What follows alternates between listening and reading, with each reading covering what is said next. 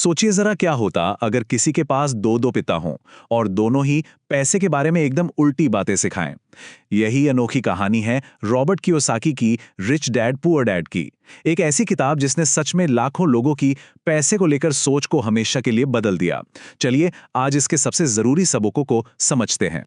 तो इस किताब की पूरी फिलॉसफी, इसकी नींव लेखक की अपनी जिंदगी पर टिकी है। उनके पास एक नहीं बल्कि दो पिता थे। एक उनके अपने पिता, जिन्हें वो पुअर डैड कहते हैं, और दूसरे उनके सबसे अच्छे दोस्त के पिता, यानी रिच डैड। और इन दोनों ने उन्हें पैसे के बारे में जो कुछ भी सिखाया, उसमें जमीन आसमान का फर्क था। और यहीं से सोच का पहला और सबसे बड़ा फर्क साफ नजर आता है। पुअर डैड का मानना था कि पैसे का मोह ही सारी बुराइयों की जड़ है। वहीं दूसरी तरफ रिच डैड कहते थे, नहीं, पैसे की कमी ही सभी बुराइयों की जड़ है। देखिए, एक ही चीज, पैसा, लेकिन उसे देखने के दो बिल्कुल अलग नजरिए। तो ये दो डैड असल में थे कौन? पुअर डैड थे लेखक के अपने पिता। वो बहुत पढ़े लिखे थे, उनके पास पीएचडी की डिग्री थी, एक सिक्योर सरकारी नौकरी थी, लेकिन इसके बावजूद वो जिंदगी भर पैसों के लिए संघर्ष करते रहे। और रिच डैड कौन थे? वो थे उनके दोस्त के पिता, जो 8वीं क्लास भी पास नहीं थे, लेकिन आगे चलकर हवाई के सबसे अमीर लोगों में से एक बने। ये बात सोचने पर मजबूर करती है ना, कि शायद अमीरी का ताल्लुक सिर्फ डिग्रियों से नहीं होता। और ये फर्क सिर्फ कमाई का नहीं, बल्कि पूरी तरह से सोच का था, माइंडसेट का था। जैसे पुअर डैड अक्सर कह देते थे, मैं इसे नहीं खरीद सकता, बात खत्म। ये एक ऐसा स्टेटमेंट है जो दिमाग के दरवाजे ही बंद कर देता है। लेकिन रिच डैड ने सिखाया कि सवाल पूछो, मैं इसे कैसे खरीद सकता हूं। ये सवाल दिमाग को दौड़ाता है, उसे समाधान ढूंढने पे मजबूर करता है, और यहीं से संभावनाओं के नए दरवाजे खुलते हैं। चलिए अब उस मजेदार कहानी पर चलते हैं जहां लेखक को बचपन में अमीर बनने का अपना पहला सबक मिला था। ये सब तब शुरू हुआ जब लेखक सिर्फ 9 साल के थे। एक अमीर दोस्त के घर पार्टी थी और वहां से उन्हें यह कहकर निकाल दिया गया कि वो एक गरीब बच्चे हैं। इस बात से उन्हें बहुत दुख हुआ और घर आकर उन्होंने अपने पिता से वो सवाल पूछा जिसने उनकी पूरी जिंदगी बदल दी। डैडी, अमीर कैसे बना जाए? और पैसे बनाने का उनका पहला आइडिया बड़ा ही मजेदार और अनोखा था। उन्होंने अपने दोस्त माइक के साथ मिलकर पड़ोसियों से पुराने टूथपेस्ट ट्यूब इकट्ठे किए। उस जमाने में ये ट्यूब्स सीसे यानी लेड के बने होते थे। फिर उन्होंने उन ट्यूब्स को पिघलाया और प्लास्टर के साँचों में डालकर नकली सिक्के बना डाले। जब उनके पिता ने ये देखा तो उन्होंने समझाया कि भाई ये तो गैर कानूनी है, पर उन्होंने डांटा नहीं बल्कि बच्चों की इस क्रिएटिविटी की तारीफ की। और फिर उन्होंने वो सलाह दी जिसने सब कुछ बदल दिया। उन्होंने माना कि इसका जवाब वो खुद नहीं जानते और कहा, जाओ और माइक के डैडी से पूछो। और जब वो रिच डैड के पास पहुंचे तो उन्हें कोई लंबा चौड़ा लेक्चर नहीं मिला, बल्कि एक बड़ा ही अनोखा ऑफर मिला। रिच डैड ने कहा, देखो, मैं तुम्हें सिखाऊंगा, लेकिन किसी क्लासरूम की तरह नहीं। अगर तुम मेरे लिए काम करोगे तो जिंदगी तुम्हें सिखाएगी, वरना नहीं।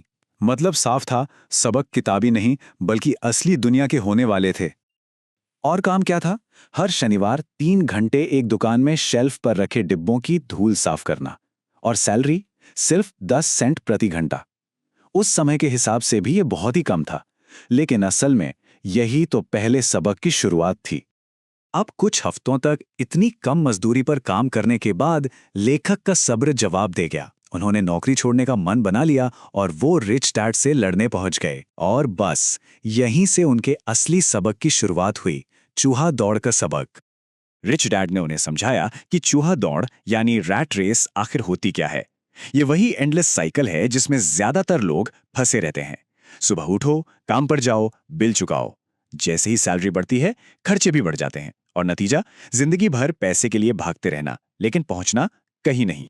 और यहीं पर उन्हें पहला और सबसे जरूरी सबक मिला।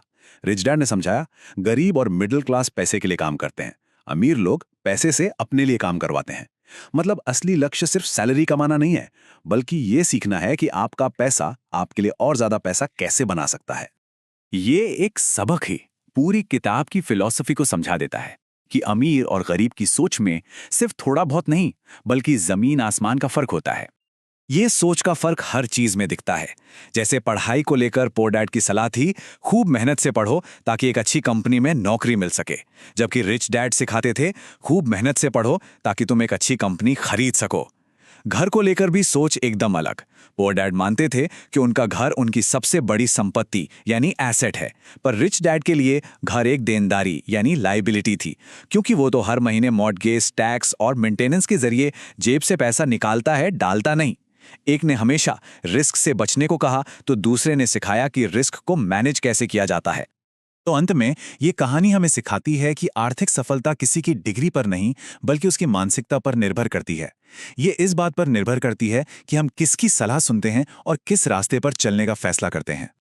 लेखक ने अपनी इस पूरी यात्रा को समझाने के लिए रॉबर्ट फ्रॉस्ट की इस मशहूर कविता की लाइन का इस्तेमाल किया। उन्होंने वो रास्ता चुना जिस पर कम लोग चले थे, और उसी एक फैसले से उनकी जिंदगी में सारा फर्क पड़ा। तो ये किताब हम सब के लिए एक बहुत बड़ा सवाल छोड़ जाती है। हम अपनी जिंदगी में किसकी सुन रहे हैं? अपने अंदर के पुअर डैड की, जो सुरक्षा और नौकरी पर जोर देता है, या फिर रिच डैड की, जो सिखाता है कि पैसा हमारे लिए कैसे काम कर सकता है? सवाल यह है कि हम कौन सा रास्ता चुनेंगे।